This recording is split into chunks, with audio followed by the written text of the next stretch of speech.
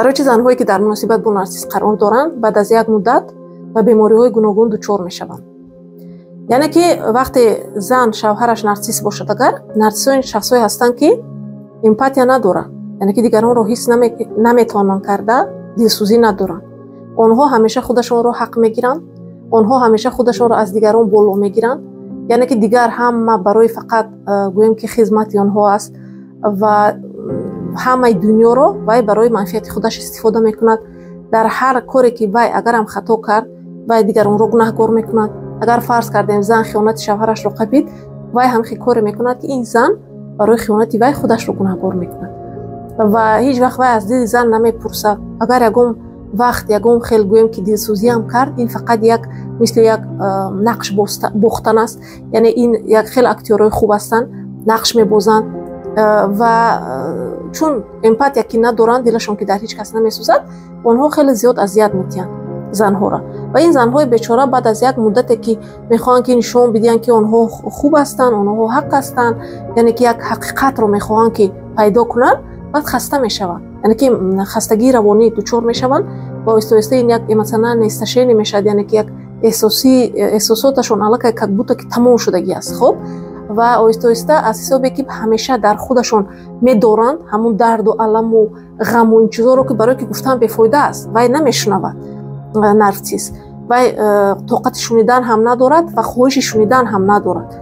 و مثلا اگر زن گوید که این رفتار تو مرا ناراحت کرده ایستاده است و میگوید خیلی برای من فرق ندارد، تو ناراحت میشوی، میتونه حتی گپای قبیح هم جواب دهد. یعنی برای وی فرق ندارد که این زن عذاب کشیده ایستاده است، این زن ناراحت است، این زن همیشه در اضطراب قرار دارد. برای وی اصلا فرق ندارد و چون دلش که نمیسوزد همین حساب وی خیلی خواهد زندگی میکند و این زن در کنار او خودش رو به همون چشمان همون مرد نگاه کردن شروع میکنند که خودش رو دیگر دوست نمیدارد، خودش رو دیگر احتیاط نمیکند. یعنی همیشه در فکرهایش با اون مرد گویم که زندگی که میکند همون احساساتش رو نمیتواند درک کرده و همیشه در خودش میقپد همین چیزها رو. یعنی که میخواهد که خشمگین میشود از یگان رفتاری مرد، میخواهد صحبت کند او رو که گوش نمیکند یا اینکه او رو گردانده عیبدار میکند، از همین حساب دیگر نمیگوید همین چیزها رو به شوهر. و وقتی که همین اضطراب و همین استرس های زیاد و قهر و غضب همین چیزها رو زن در خودش گرفتن میگیرد یعنی که نمیبرارد، همین سبب میشود که در اول شروع میشود بعضی خرانیسکی بول، یعنی که دردهایی که همیشه اذیت میدهند. یعنی که دکتر میرود میگه دلم کسل است، میرود اکگ میکنن دلش سوز، میگه گردم در میکنن میروند میبینن اوزی میکنن سوز، انالیز میسپرد سوز. یعنی که اول هم خیلی یک دردهای نوعیان، هم خیلی دردهای نومعین پیدا میشوند. خیلی بگیم که میگذرد همه جا از نظارت دکتر و اوزی و اکگ و همه چی توموگرافی همه چی میکنن، بگیم که یگان کسل جدی پیدا نمیتونن کرده دکتر.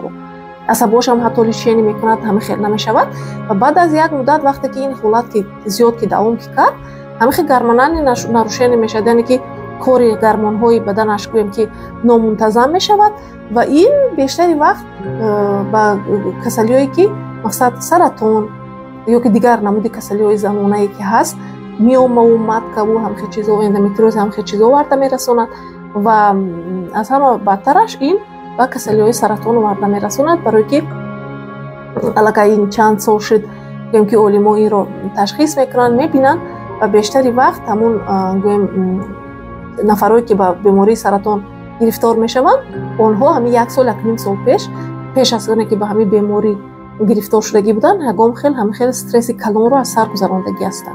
یعنی که یگام حادثه کلان در زندگیشون شدگی است، یعنی یگام مصیبت کلان یا که خیانت شوهر یا که یگام جنگ و جنجال های کلان و بعد از همین استرس همین چیزا که در ارگانیسم زن میموند، همین حساب آنها به همه بیماری‌های گوناگون گرفتار میشوند. برای همین به عنوان عزیز خودتون را احتیاط کنید، سلامتی روانیتون، سلامتی جسمانیتون احتیاط کنید و اگر در همچنین مصیبت ها قرار دارید حتما به روانشناس مراجعت کنید و با روانشناس کار کنید، چون که زندگی کردن با نارسیس خیلی مشکل است. یعنی انرژی خیلی کم رو طلب. میخواهید از من مشورت گیرید، در لیچ کنم نویس کنید. لایک و پادپیس کردن فراموش نکنید.